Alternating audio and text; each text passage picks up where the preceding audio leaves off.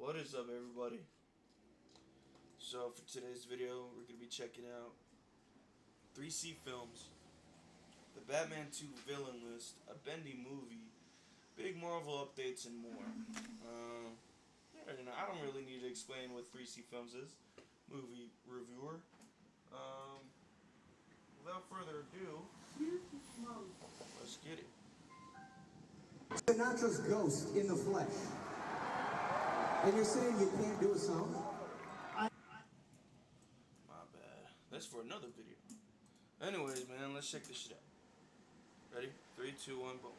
Thank you for clicking on this video. Let's talk about movie news, peeps. Some of the things we'll be discussing here today, guys, is we got further updates on Robert Pattinson's The Batman, making me super excited for this movie. Over the holiday, we got announced that we're getting a Bendy movie, along with looking at some filming schedules for upcoming Marvel projects, letting you know the next time we're seeing some of your favorite characters. Really, that along with so much more, so you guys know the drill. Leave your opinions down below with everything we discuss here today, and I want to know what you got for Christmas. Your boy got a PlayStation Portal and this Toonie Terror figure from Saw looking sweet. Yeah, maybe I just flexed on you. What about it? Let's get into the movie news. Jumping into it here, over the holiday, we got to release 2 new photos for Joker 2. These official stills show one Lady Gaga as our new Harley Quinn, right next to Joaquin Phoenix's Joker, along with another photo of Joker in Arkham Asylum, where we'll be following him for the sequel. And although we've already gotten plenty of looks at Joker right now, I'm sure a lot of us are waiting for the trailer. That is kind of what I'm curious to see here, because Warner Brothers in particular has been doing some sneaky marketing. I don't know if you guys have seen this online, but a lot of people were noticing that a lot of upcoming Warner Brother musicals were not being marketed as musicals, and it was kind of blowing some people's minds. We have movies like the Mean Girls musical, we had the Wonka movie, The Color Purple. All those movies were being marketed as just regular, simple little films, but then when people would go to see them, a lot of them were surprised to find out the movies were musical because it felt like they were not marketed as them. Okay, so everybody, I just want to tell you guys right now. Hold up. My bad. I just want to tell you guys right now. Here's my theory.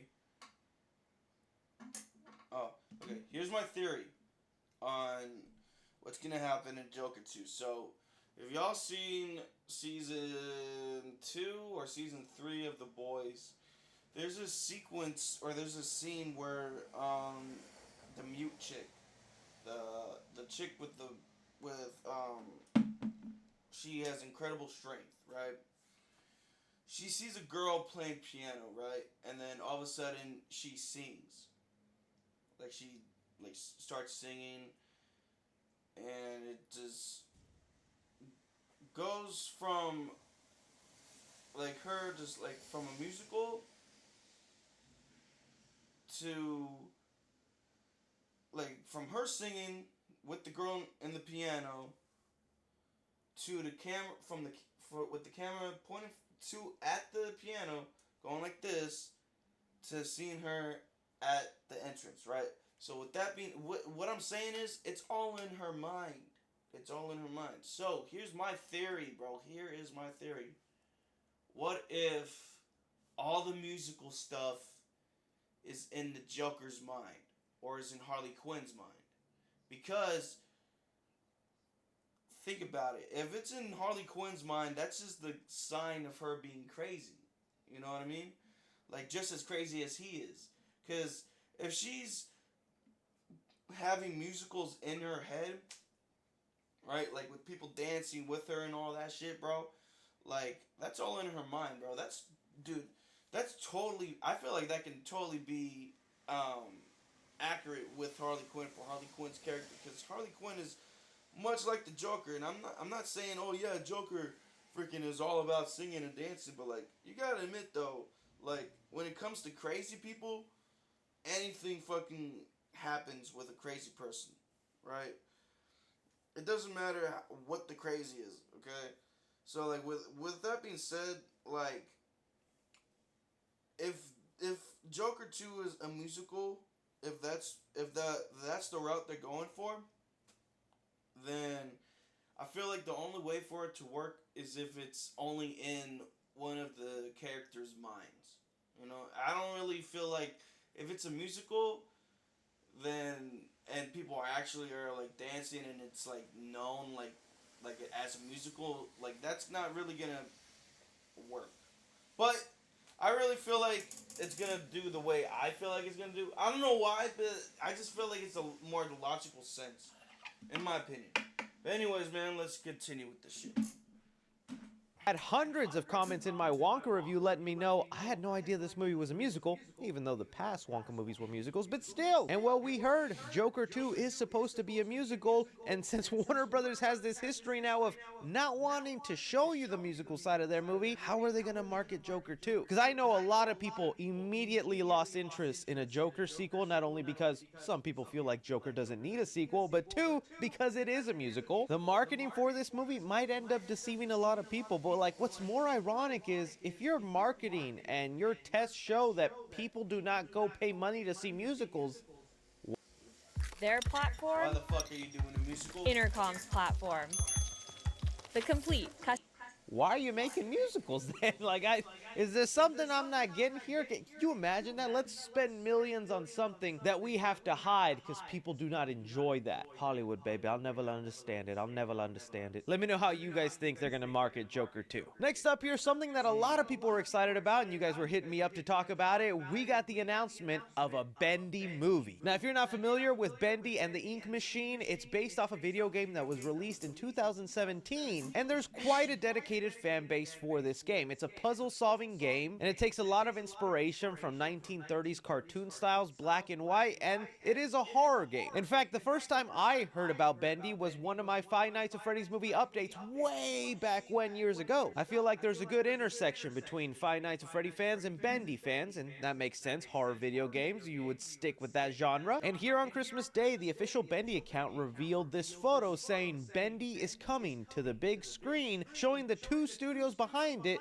Joey Drew, who are already the video game makers of Bendy, and Radar Pictures, who you might know for also being responsible for the live-action Jumanji movies. They did the first two Bill and Ted's, along with a couple of other movies. The main thing I want you to note, though, is that there's no animated movies in this movie studio's lineup, and I thought if they ever did make a Bendy movie, they would go almost the animated route, you know, because the game itself is very much inspired by that art style, but looks like we'll get some sort of CGI live-action hybrid. The creator of Bendy also had this to comment on what to expect from the movie, saying, "We are super committed to making the Bendy movie as quality, scary, exciting, and honoring to the Bendy world as possible. It needs to be done right and with care." Now that I said that official stuff, let me add, squeak, a Bendy movie! And so my thoughts on this is, I think it sounds great. I've always admired the Bendy art style. I think the games are kind of fun. And now trying to imagine what that could look like in live action, there is some potential for a lot of fun there. They're obviously doing this because Five Nights at Freddy's was a giant success, and that's the same thing. It was an indie horror game with a dedicated fan base. They released it out, and now it's the #1 highest grossing horror movie of 2023. I don't know if Bendy has the potential for that, but I think Bendy could have the potential to turn a lot of people into fans that maybe never knew about it. This is just also another one where I wonder, would they go PG-13 or would they go rated R? Because it's kind of the same thing with FNAF. There's a lot of kids that love this horror game. But just like with FNAF, there's a lot of dark, serious, kind of twisted material in there. It'd be kind of censored down if you made it PG-13. But then again, it's very different when you show cartoon violence as opposed to real life. They might be able to get away with a lot more in Bendy. I'm also curious about the budget on this, because I imagine they're going to also want to go kind of lower just to play it safe and make sure it's a success. And I just don't know if you'd be able to do the Bendy world on a low budget, but maybe you could. I don't know. A lot of potential here. I'm excited for the fans. I'm going to start doing my homework, and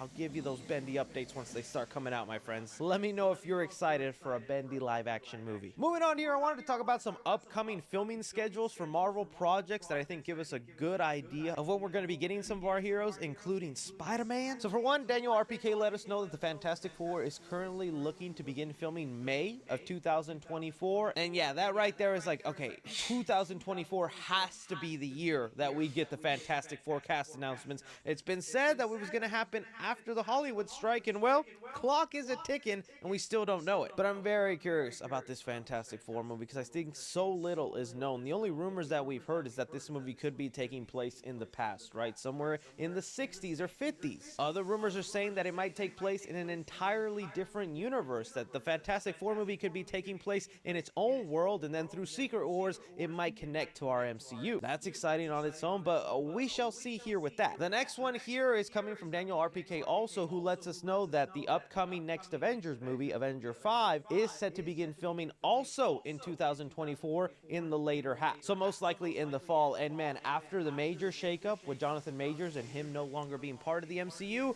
I am wondering what they're cooking up, because they must have had to start writing that script completely from scratch, write out Kang as a villain, and now introduce some new bigger bad. And to me, that just scares me of rushing things, getting things done too quickly to where it's just not going to make as much sense. But who knows? It does feel like Marvel has had plenty of time to think about it. But at the same time, looking at the upcoming release schedule of the next couple of movies coming out, you know, Deadpool 3, Captain America 4, Thunderbolts, Fantastic Four, like so far we were all building up to Kang, and now that Kang's gone, I don't know if these next couple of movies are even going to build up to an Avengers film. I can't even imagine what the Avengers team is going to look like. But here's the part that really made me go, oh, dang. We're not getting Spider-Man 4 for a long time. He lets us know that Spider-Man 4 looks like it won't begin filming until the year 2025, and I'm not gonna lie to you guys, that kind of shocked me. I was thinking sometime in 2024 we would finally get more concrete announcements about Tom Holland's Spider-Man 4, and they would begin filming that so they could release it by 2025, but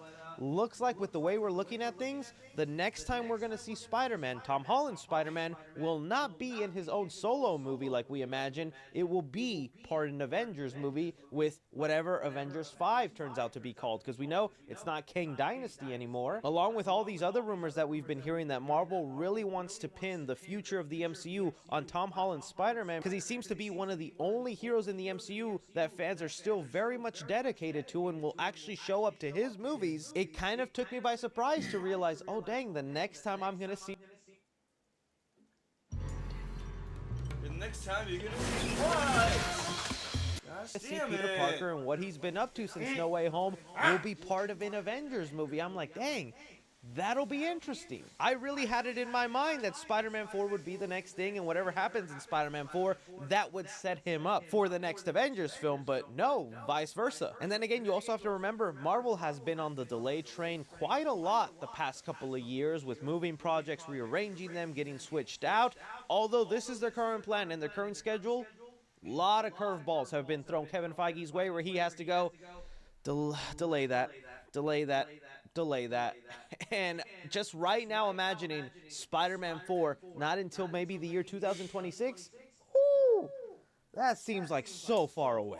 So yeah, that's the kind of schedule we have when we're looking to look at our heroes next time. How you guys feeling about this? Are you feeling cool that the next time we'll see Tom Holland Spider-Man will be an Avenger movie instead of a solo film? Do you think that works out better? Would love to know your guys' opinion. Bring me here to talk about some updates with Matt Reeves' The Batman. Oh, next year is going to be so much fun because we'll have Batman updates to talk about again, since it looks like they're wanting to film the Batman Part 2 then. We had Daniel RPK take to his Patreon where he updated us on the status of the movie, saying here, I hear the plan is to start filming late summer 2024. They will start casting from February after the script is done. Plan is for everyone from the first film who survived to return, including some characters from the Penguin show. And I do hear the plan is to have Dick Grayson and Hush. I remember that was rumored. I believe Jeff Snyder said it, so I can confirm I heard the same. And that right there, man, do not play with me. Do not lie to me. This is now the second source from scoopers who have gotten stuff right, Jeff Snyder and Daniel RPK,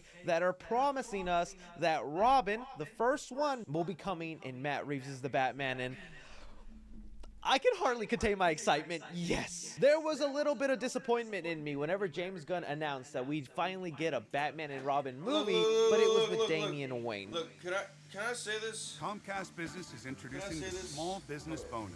For a limited time, you can get up to a $1,000 prepaid Can I card. say this for a second? Hold up.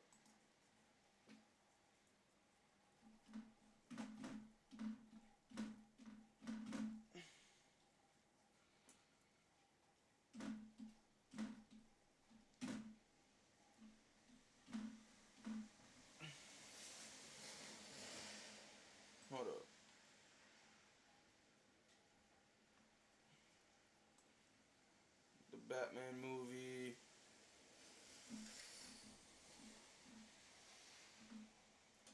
Hold on. Hold on. I'm trying to find that picture.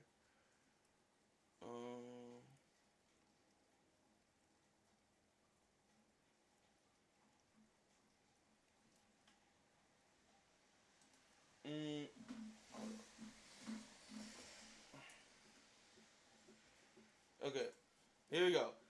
I thought this dude was gonna be Robin.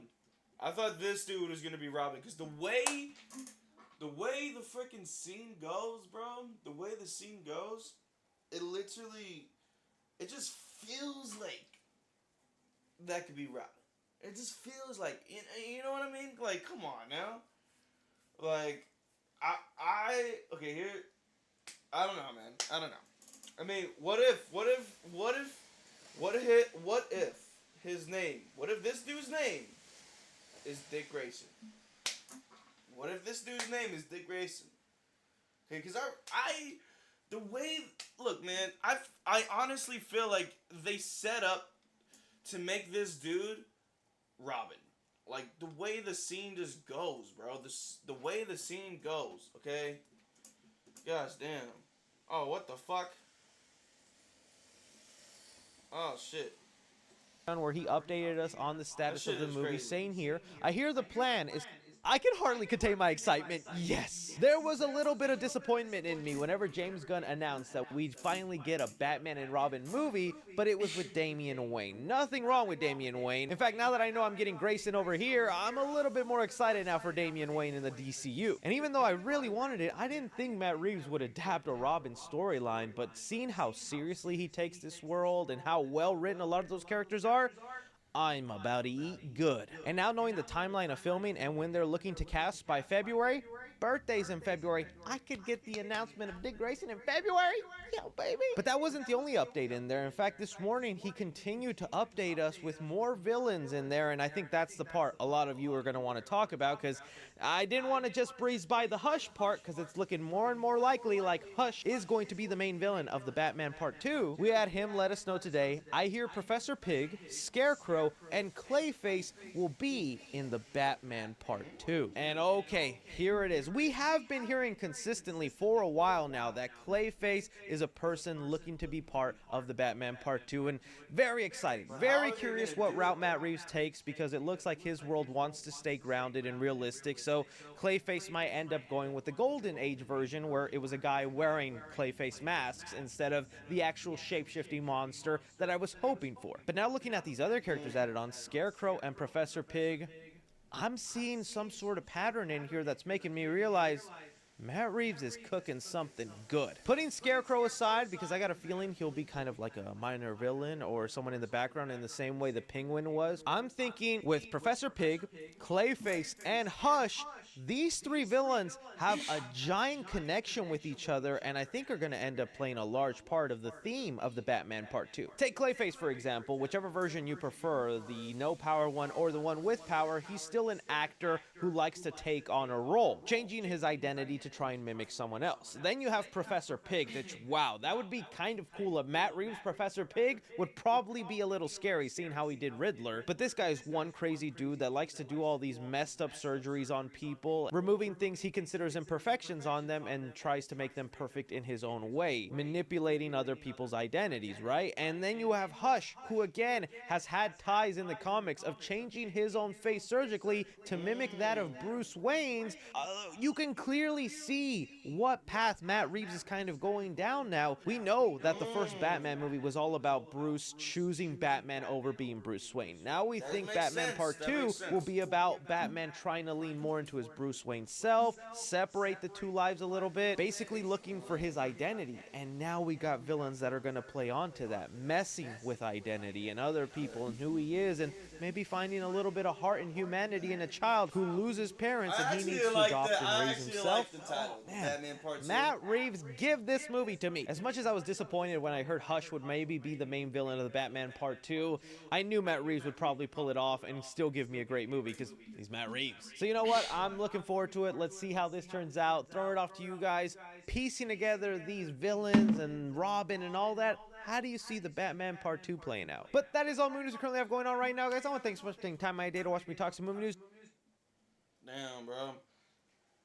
I actually like that. I didn't really realize that Hush, Clayface, and that pig dude, freaking Professor Pig. I didn't know they actually had related, kind of like, what's it called? Related plots to them in a way, but like differently. Like that, like Professor Pig does surgery on people, and Hush does surgery on himself, and freaking Clayface can be anybody else. So, like, I don't know, man. I feel like that can work in a way because if you think about it, bro, I just look. I wouldn't mind if they do the gold age. Okay, what is the gold age Clayface? Gold age Clayface.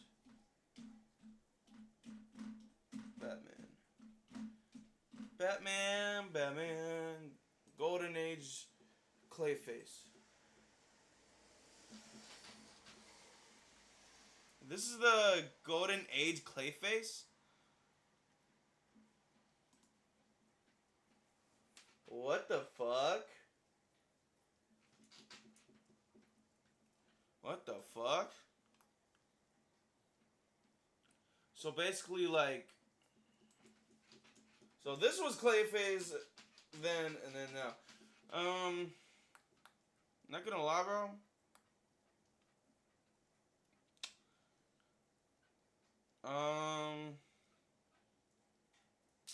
Not gonna lie, bro. Maybe they do go. Okay, here's my plan. Okay, what if they do in the first part? They do it like this, right? But then he has like an accident to the point where where it's like this. And the second part, which makes it a boss, which when he fights Hush, he also fights Clayface. It's like a two fucking battle. Dude, I should fucking write this shit, dude. I should fucking write this shit. On some real ass shit, man. On some real ass fucking shit, man. Anyways, man, thank you guys so much for checking out this reaction. If you guys like my reaction, give this video a thumbs up. And I'll see you on the next video. Peace out, motherfuckers.